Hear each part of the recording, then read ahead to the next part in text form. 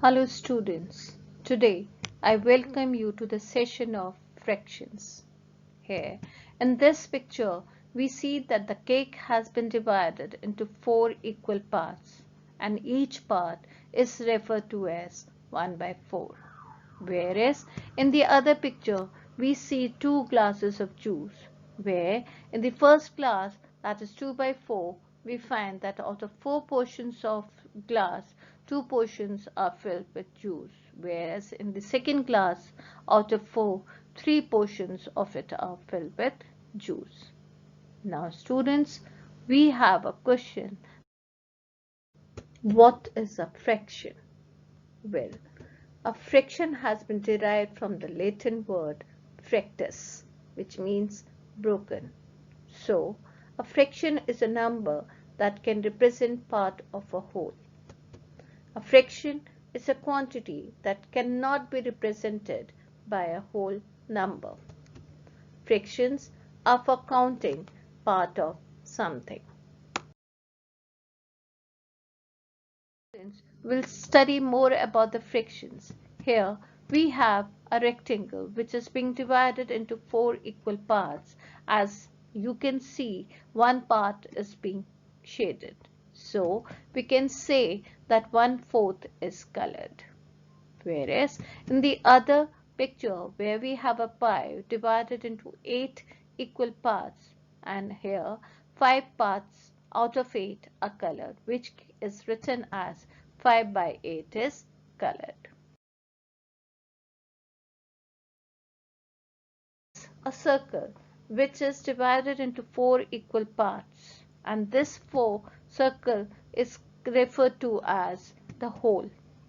Whereas the one part, that is 1 out of 4, is being referred to as a part. So fraction means a part, that is a piece of a whole. Now we have half, which means one of 2 equal parts. Here we mean that a circle which is divided into 2 equal parts, a triangle which is again divided into 2 equal parts, then we have a pizza which is divided into 2 equal parts, a chocolate divided into 2 equal parts, and this can be written as 1 by 2, which means half. The third, that is one of 3 equal parts. That is, we have a circle divided into 3 equal parts, then we have a chocolate in 3 equal parts, and which can be referred to as 1 by 3. One part of 4 equal parts, as you can see in the triangle, it is divided into 4 equal parts. Each part is a part of 4 equal parts. Similarly, on the right hand side we have the horizontal parts, and one part is of 4 equal parts. A circle divided into 4 equal parts, each part of 4 equal parts. This can be referred to as 1 by 4, and this is also known as quarter.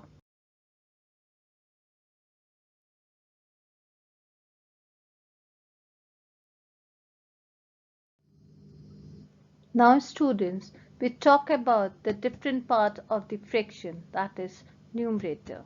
As you all know, each fraction has 2 numbers which are separated by a division line. This division line is referred by this sign. The number above the division line is called the numerator. Example, 2, a division line, and 5. Now, students, as you all know, that numerator starts with the letter NU, which means never under. So, here we say that 2 is the numerator. See that the numerator is the number above the fraction line representing the number of parts we are talking about. Like we have a circle over here which is divided into 3 equal parts, out of which one part is shaded. So we can write it 1 by 3 where one part is shaded here. So we can say that 1 is the numerator.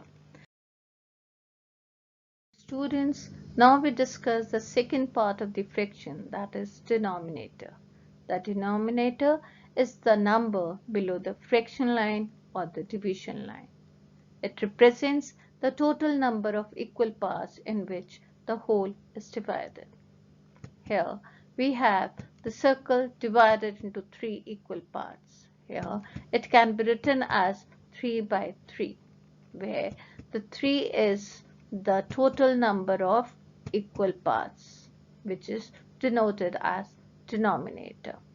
Now students, you know that denominator starts with the letter D, and D also stands for the word down.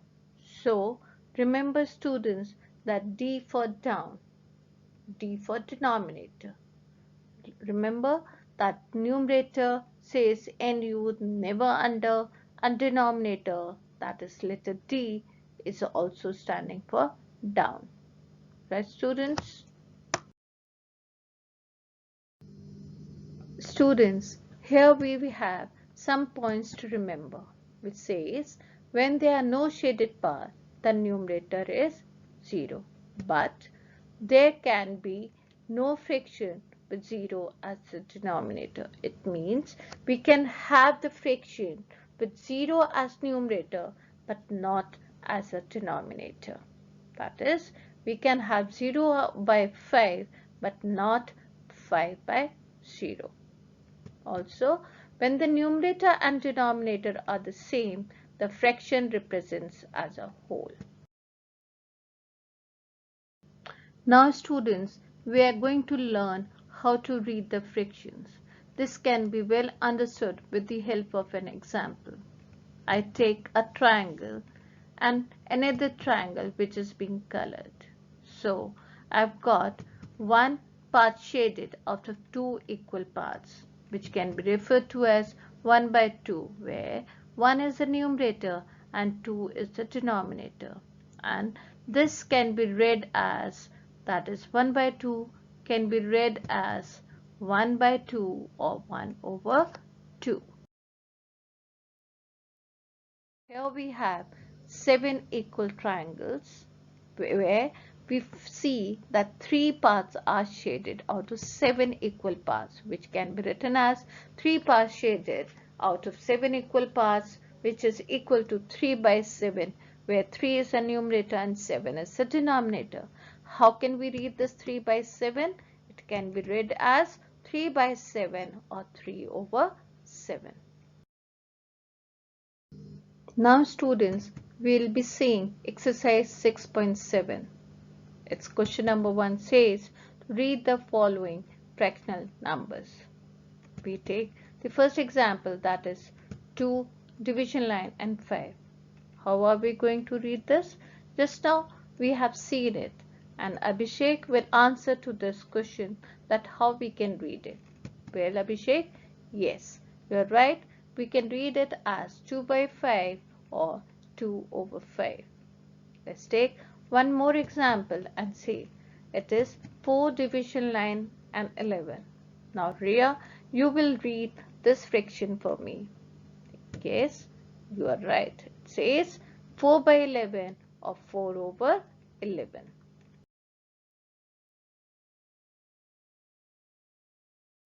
Now we'll see question number 2, that is to write the following fractional numbers.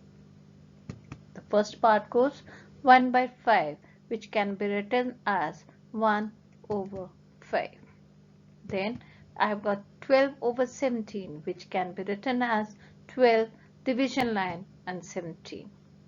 Third example is 4 sevenths, that is, it can be written as 4 division line and 7.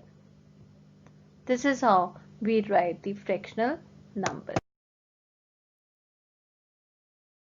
Question number 3, which says write the numerator of the following fractions. Question number 1, here we have 7 by 24. So what will be the numerator over here, the students? Yes, 7 is the numerator. Why? Because it is above the division line, and numerator says never under. So it means that a number which is above the division line is the numerator. Let's see one more example.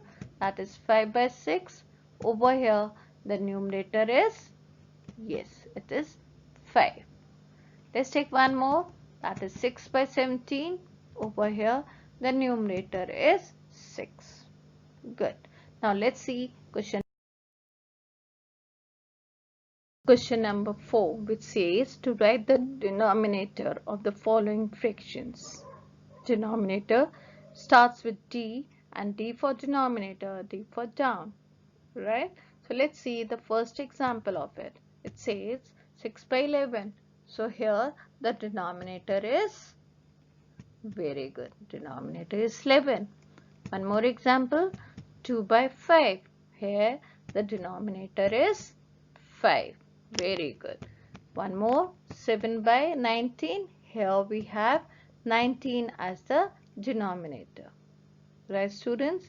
Now there's one more thing that you can keep in mind to remember the numerator and denominator. Students, as you know, as you have seen it, that numerator has got 9 alphabets, whereas denominator has 11 alphabets.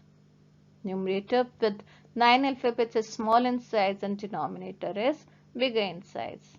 And always small things are kept above the bigger things, like the child sits on the shoulder of father. Similarly, numerator being small in size sits over the shoulder of the word denominator. So numerator is on the top and denominator is down the division line. A good way to remember. Enjoy it and remember it. Now let's see more questions of it. Question number 5. It says to write the fraction whose numerator and denominator are given below. We have to form the fractions with the given numerator and denominator. Let's see the first example. It says the numerator is 7 and denominator is 13. Now remember the clue, the story that I told you just now, few minutes back. Okay, so what will be the fraction over here? Yes, 7 over 13. Why? Because 7 is a numerator which is small in size and denominator, that is 13, is bigger in size. So numerator is above the denominator. Let's see one more example. That is numerator 11 with 16 as a denominator, and its answer goes 11 by 16. Very good.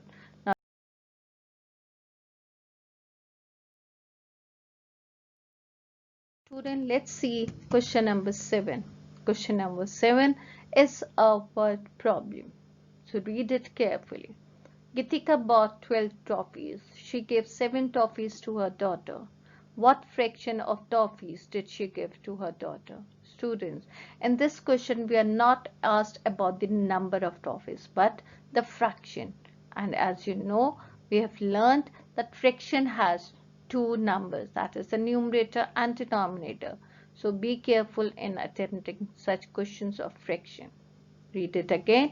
Kitika bought 12 toffees. So here we have 12 as a numeral, as a keyword, and as the the numeral for which we need to ask the question that 12 is all about the number of toffees that Kitika has bought, whereas 7 refers to the toffees given to her daughter.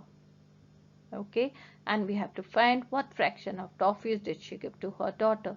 So let's see how to attempt this and how to write the statements of the following word problem. The first statement goes, Gitika bought toffees 12.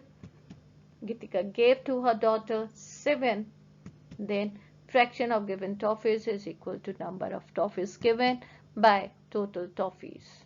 As you know, the number of toffees given was 7 and total toffees were 12.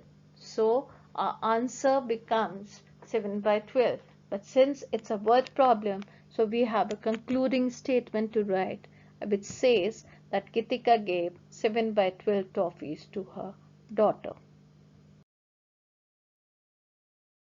That is question number 8. It says a bookseller has 15 books. He sold 8 books. what fraction of the books does he have now? Now, students, be careful in attempting this question. It is asking, of course, a fraction, but of the books that the bookseller still has. So first we have to find out the number of books still the bookseller has after selling 8 books to the customers. So let's find it out how to do it with statements.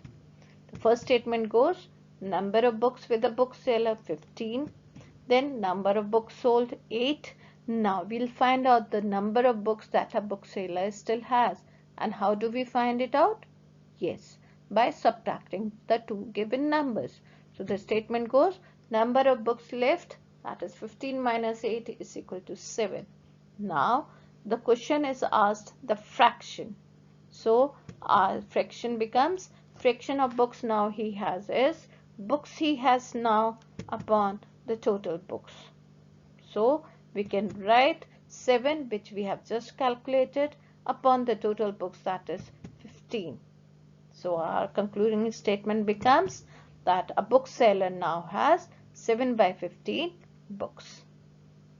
This is how you can do the other two questions, that is question number 9 and 10, based on question number 8. I hope you all have understood how to attempt the various questions based on fractions. I hope you all have enjoyed, learned it. Happy learning. Thank you, students. God bless you all.